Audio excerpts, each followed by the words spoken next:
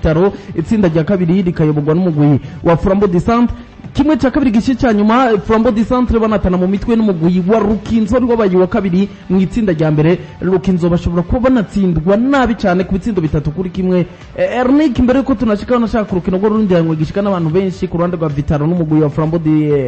wa Vitaro n'umugwi wa Aigle Fighters. Hano ku bwawe irevure twarabona ko umugwi wa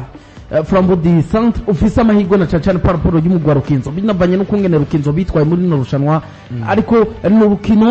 wari witezemo ko ashaka kuhanagaragara ibitsindo byose bigera kuri 3. Rukinzo koko nk'umugwi wa Rukinzo nabonye banaguza umukinyi yahora muri Vitaro, ariko batarabishira habona witwa Vira. Ni Rukinzo yari kwiye gutsindwa kujye cyangwa ni Rukinzo yari kugaruka mu rukino kuko ikerekana ko bari kubakina inkino za demi final. Ubona ko ari umwe mu mugwi umaze kubunagira akanyarika bahone iwacu mu Burundi. Ugiye kuraba batoni umugwi wa Flambeau du Centre warateguye cyane kurusha umugwi wa Rukinzo. Ni Rukinzo Flambeau du Centre match yabo ya mbere birahiye umugwi wa Moso Sugar. Flambeau du Centre yagarukira urukino rwa kabiri irahira umugwi wande wa Aigle Noir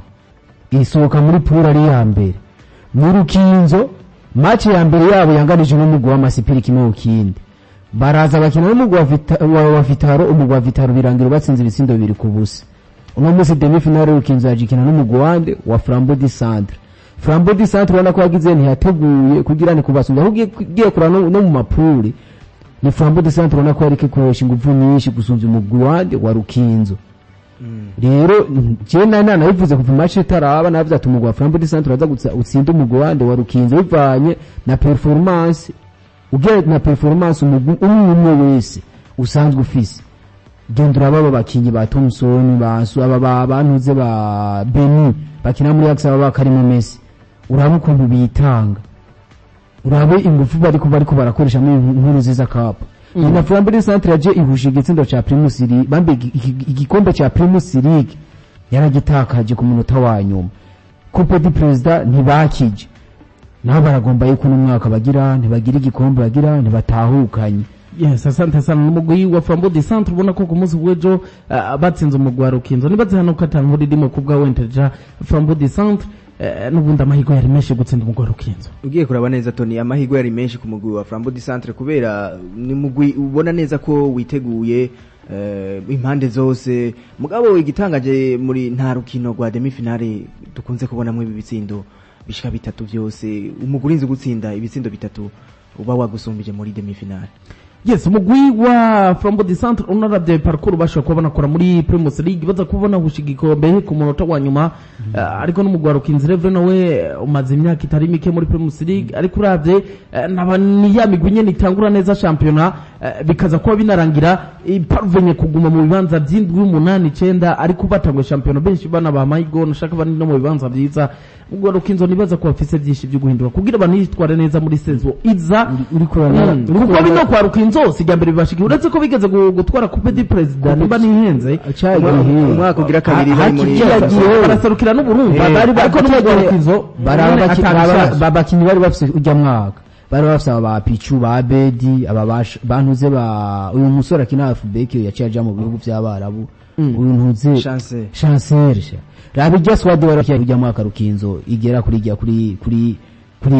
jya ntambwe yo gusokera igihugu atwaye Coupe du President. Urabanyubura bakinyara afise ucuja kuraba abakinyi uno mwaka Rukinzo gize ntifise. Ugiye kurana no mwaka weze Rukinzo abakinyari ifise turetse aba ba Juma Simple, abandi bakinyi benshi basanga ari abakinyi bavuye mu cicaro ca gatatu. Ugiye kuraba neza Rukinzo yubakiyeko, ugiye kuraba neza ni Rukinzo biboneka neza bigaragara ko yasubiye inyuma cyane. Ugiye kuraba bivanye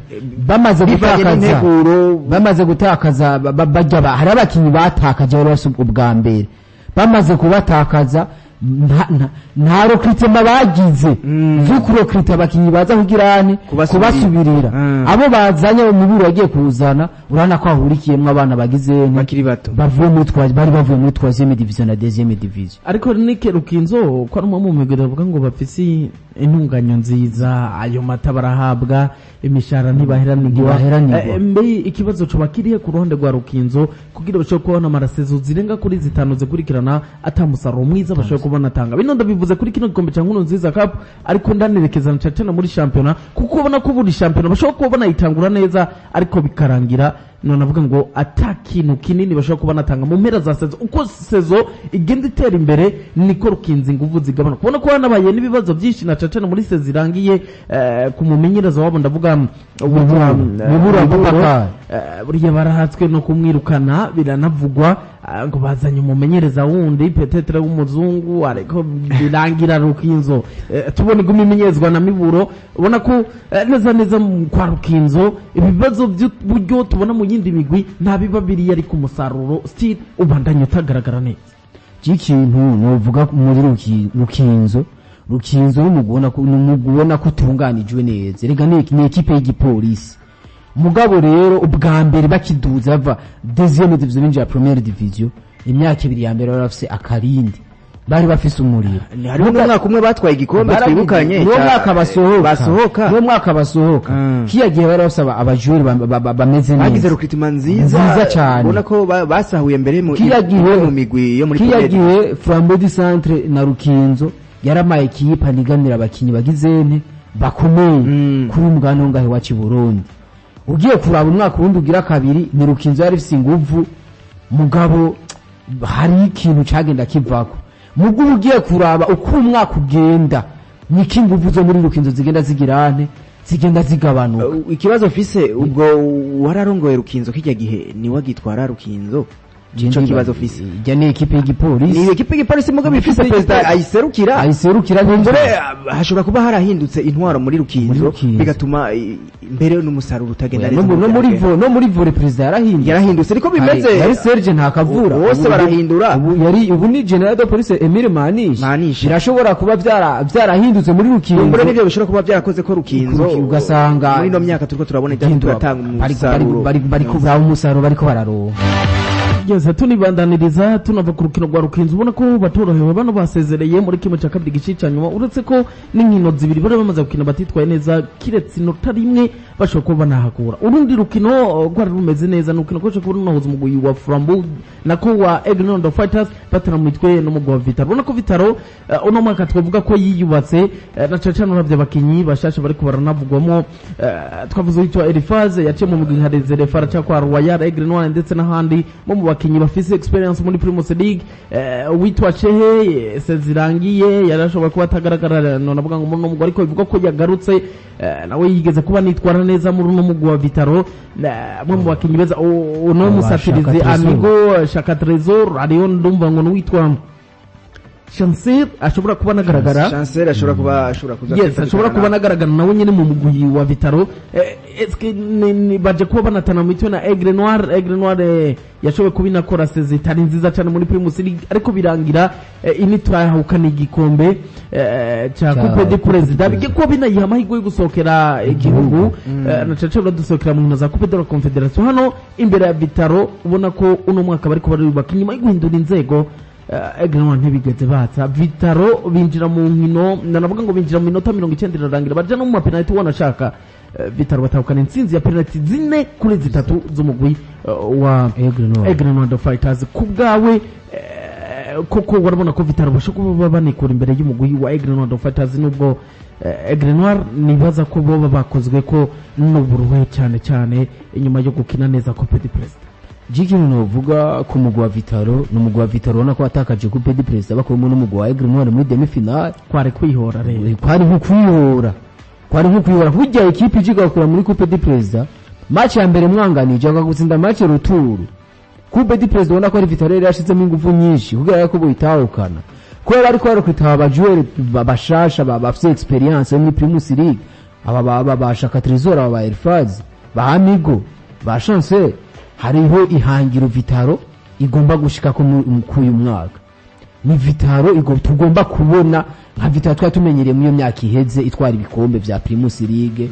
Coupe du Président none ibikombe byose bakabitwara rero ni Vitaro bari ko barubaka isubira igira akanovera nkako yahora ifise mu myaka iheze genda urabe no umukoca bamugumije umwaka uheze kandi atanze umusaruro mwiza bivanye n'abakinya yari afise uyu Paris yaravuye mu wa Top Junior nawe n'umukoca mwiza azi gutegura ekipe neza kandi akaguha umusaruro mwinshi genda urabe Top Junior akiri muri Top Junior ibikorwa yakoze Top Junior muza mu ekipe atinyitse ngaho Bujumbura muga kuva bayigurishije ni Top Junior yagize nte isa nk'iyibagiwe bivanye n'umusaruro twababonanye no mwaka Paris ngo yashitse muri Vitaro raba abajene yarafise aba ba Prince babishaza bara abantu bakiri bato atari imyaka myinshi heze bari muri Primus League mugaraba baje bagirante baramufasha baheza championnat bari mu kibanza ciza Vitaro ni Vitaro ubona yuko no mwaka hoho bafise indongonzi shasha kandi bafise n'ihangiro ryo kugirante ryo gutwara ibikombe nk'uko twari tubimenyereye niyo myaka iheze uno munsi baraje gukina bagira bakina finale n'umugwi wande wa Flambeau du Centre n'umugwi nawe nyene ugize ujunyote igikombe imbere yuko nshika kuri finale gato reka nerekeza kuri to Interja ni Vitaro twavuga ko bakoze ico bita revenge inyuma y'uko kugwa muri Coupe du President mu buryo butangaje cyane n'umugwi wa Aigle Noir agashavu kagenda karaniga ariko baza ku munsi gwejo banihora nabo bashika mu rukino rwa nyuma mu gukura mugwi wa Aigle Noir Fighters n'urukino rwa nyuma rugiye kuba runabera ku gihuga ca Aigle Noir peut-être Aigle Noir bashika mu rukino rwa finale ariko wa avantage ariko birangiye babuza ayo mahirwe tunugiye kuri abantu urukino rwari rubereye ijisho n'urukino hari byagaragaye ingufu nyinshi n'ubuhinga bwinshi kuko imigwi yose yarije yiteguye ni Vitaro yihoye uravye ibyo barakorewe bya Furambe mu gikombe cy'umukuru w'igihugu Aigle Noir iza kubatsindi bakura muri demi finale ni Vitaro rero yacishura kwihora irerekana ubuhinga ni Vitaro biriko birayifasha Tony n'indongo zishasha bafise n'abakinyi bashasha turabona abo bakinyi bahoze bakira muri Vitaro basube ko bagaruka baraza kongereza ingufu ku bakinyi bari bahari kumbure n'imyaka ubona ntingana ni Vitaro yari fisa abasore bakiri bato mugabo ugiye kuraba ikintu nibaza ko cakoze ko kuri Vitaro cane muri se zirangiye si uko itari fisa abakinyi beza ko nababwiza ukuri nimbara abasore bafise imana babishaza n'abakinyi beza bari muri Primus League ahubwo Vitaro bari babuze babakinyi bavunyo bakanyereka bavunyoye rero hano ndibaza ko Vitaro bagiye kubona tanga akazi na Cecen muri saison igiye kuba inakurikira Primus League bivanye nuko ubu squad iri equilibre ugereranije na squad y'umwaka weze bivanye nuko harimo abakinyi rero babizi ariko abatari matire baracanze ubu kumbure bazofashanya hari abakinyi bari matire burya experience zirarutana burya umuntu yatangiye gukina Primus League guhera 2017 umva imyaka bayimazemo sico kimwe n'umwana atangiye gukina ntuze 2017 aho hafi hari abantu harimo n'abayirenze hariho n'abakinyi imbere yabo football no tango 2014 ati yashitse Premier Division iyo myaka Premier Division ugasanga ariyo 2014-2015 ubu turi muri 2023 urumva iyo myaka kinye Primus League imyaka ngishika ku 8 uriko uravyumva ugacibona abakinyi aje muri 2020 muri Primus League urumva ubu ntibashobora kuba banganya experience niziba zingana umva nico kintu cyakoze ko mu gwa Vitaro mu mwaka uheze yese birumvikana hari muri nkuru nziza kabu bari bageze muri kimwe cya kabiri gishiri cyanyuma bagiye gukina final igenekezo ry'umunani ukwezi kwindwi neza na neza ku kibuga cya nkuru nziza Peace Park Complex ni mu ntara ya Makamba kibuga gisanzwe cyo mugwi wa Aigle Noir Fighters ndamusu witwa Adams asante sana papa nako atakwatagira kugira hano navuga ngo mubana bandanye muronka ibintu bimeze neza sora koreka ikinyamakuru ca Satisport.bi